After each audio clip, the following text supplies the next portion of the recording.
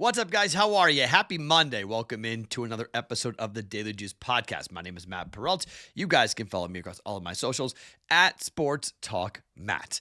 I want to clear something up here at the top because yesterday you guys got all confused because I was wearing an Eagles hat. And all of a sudden, Matt's an Eagles fan. I am not an Eagles fan. If you pay attention to what's behind me, you should see all the time whether I'm wearing a hat of a team or not. So I had to go and pull it out. I had to go get the championship hat for the Celtics. I had to go get the Pat the Patriot for you guys. You see this? That's right behind me if you're watching, not listening, but that's a Red Sox. That's a Bruin. That's a Celtics. You see this behind me? If you guys ever wonder what this is, these are the four original places: the Boston Garden, Old Sullivan Stadium. It's all Boston stuff. The Creighton Blue Jays, that's my basketball team. That's the Creighton Blue Jays thing. That's the only other thing that's behind me that's not Boston related. All those things behind me, that's a watercolor picture of Fenway Park. That's a photograph of 1919 Fenway Park.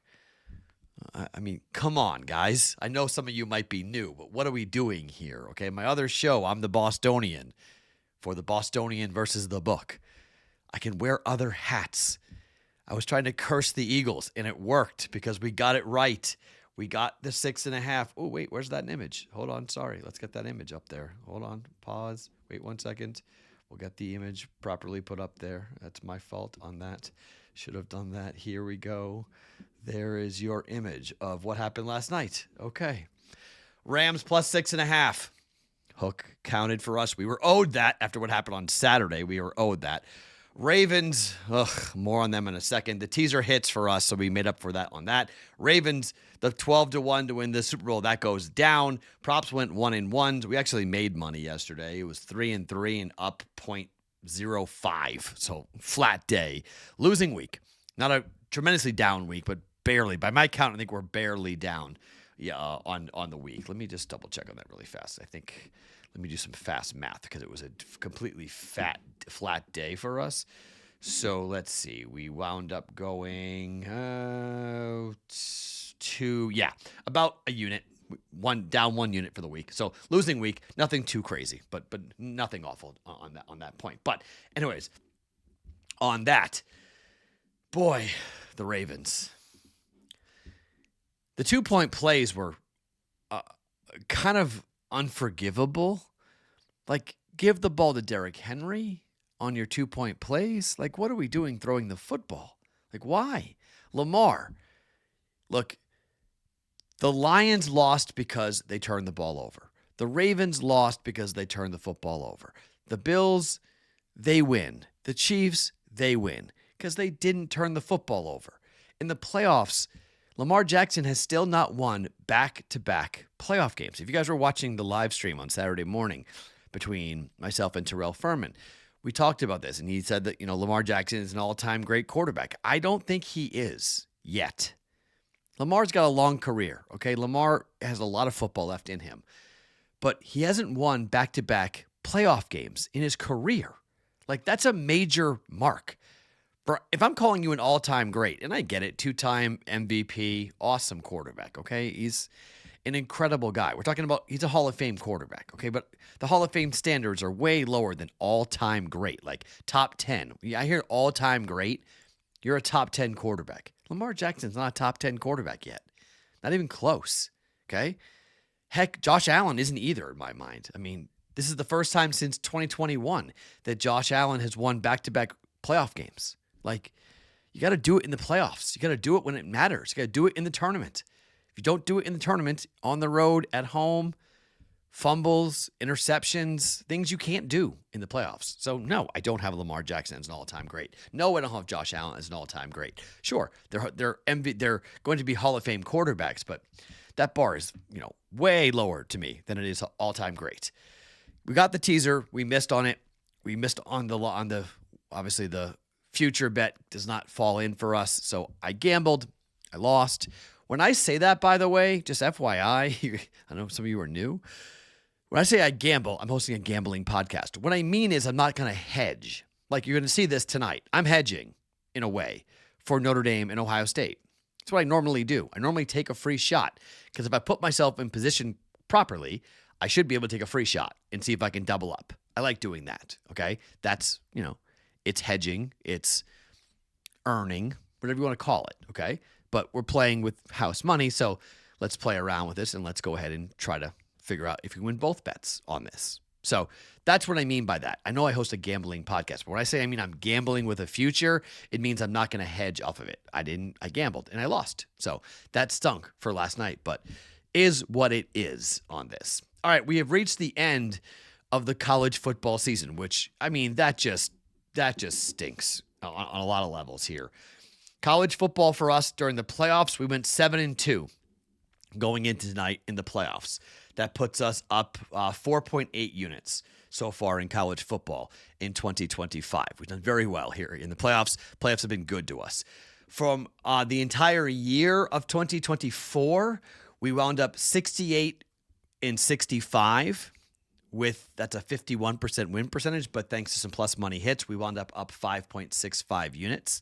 So if you take from last January all the way to this day today, up about 10 units in college football. So that's good. So we've had a very good run in college football, been profitable. I bet every day. Some people bet one thing, right? And they would be running up and down, screaming, I'm up 10 units. Well, we lost money last year because of I bet everything.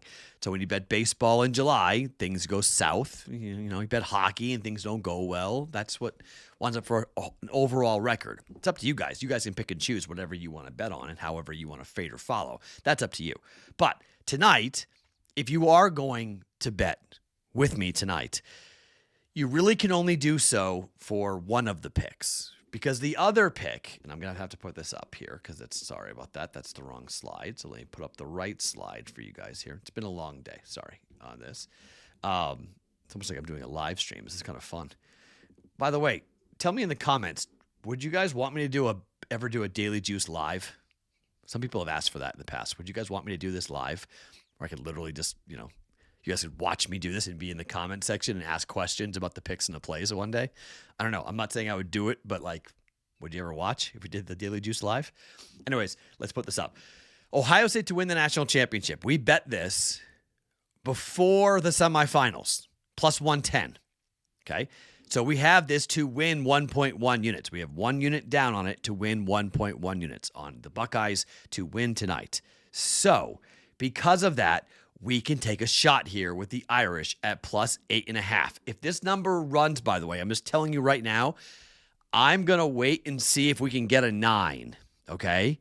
And let's just see where the number goes. We may see a 9. We may see. If it starts to move in other books, have a couple of outs ready to go. If you see money on other books in Vegas or whatnot, if the sharp books see money on the Irish, bet 8.5. But I suspect we're going to see a lot of sharp money come in on Ohio State. I think the number is going to move. I think you might get 9. Let's wait and see how good of a number we can get, okay? You want to wait till in-game? Bet in-game. This is only if you have the Ohio State future ticket, okay? If you don't have the ticket, I'm not recommending this. But because of that reason, we can play off of the future bet. Why? Because because Notre Dame is unbelievable against the spread this year. The Irish are 12-2-1 ATS. They've covered 10 consecutive games. They are 8-0 away from home this year. ATS. 8-0. They don't just win. They cover. What's the Westgate adage? Good teams win. Great teams cover. This team has covered every game since a home game against Louisville that pushed on the 28th of September. Every other game, the Irish haven't just won the game, they've covered the game. Some of them covering by double digits. We're talking 19, 23.5, 24, 21. That's not the margin. That's how far over the side they got. That's how much they covered by. In the playoffs, it's been 3, 12, and 4. Now, flip side of this is obviously what the Buckeyes have done. In the playoffs, they haven't just covered, they've annihilated their opponents. They've covered by 17.5 against Tennessee, 17.5 against Oregon, and 8 against Texas, winning by 25, 20, and 14. All right? So if the Irish defense can keep them close, we're okay here. All right? Irish lose by 8, lose by 7, we're good. They got to have a game for that to happen. The Buckeyes get up and boat race them. Okay, so be it. Then we have the Buckeye Championship. It's a wash. We win 1.1 units and we're going to lose 1.1 units, and it doesn't matter. It's a wash, okay? We're trying to go for our own middle. We have created our own middle. We have Buckeye money line at plus 110, and we have a plus 8.5 or higher for the Irish at minus 110. If you do not have that Buckeye future at that price, however, though, you can't kind of play with us, unfortunately. So hopefully you've bet that with us and you can play off of it. Who do I think wins the game? I think Ohio State wins the game, but I have a hard time seeing this game being a blowout. The total's rising. It's 45.5 or 46. I think most people look at the offense for Ohio State and they think the offense is going to be able to score on the Irish. I'm just not really all that sure of that. 4-2 to the under away from home for Ohio State. 5-3 to the over away from home for Notre Dame. In the playoffs, the first two games went under. The last game against Penn State went over. Penn State's offense scored 24 points on this Irish defense. Penn State against the Buckeyes scored 13 points. So they scored, 11 points more against Penn State than they did against Ohio State. One was a neutral and one was at Penn State, so a little more favorable conditions for Penn State to score offensively. But just to give you a common opponent that they've had this year, not great. First two games for Ohio State went over, 12.5 points and 6.5 points. Total was 46.5 and 55.5. Last game against Texas went under, 28-14, and Texas's defense was very good, was arguably the best unit for that team for Texas. Losing by 14, the game went under by 9 points. Total was 51. Here's how I'm going to play this game. In the playoffs, Notre Dame is giving up 5.3 points over the last three games in the postseason in the first half. The Buckeyes equally have been tremendous defensively. The Buckeyes are giving up 8.3 points in the playoffs over their last three games.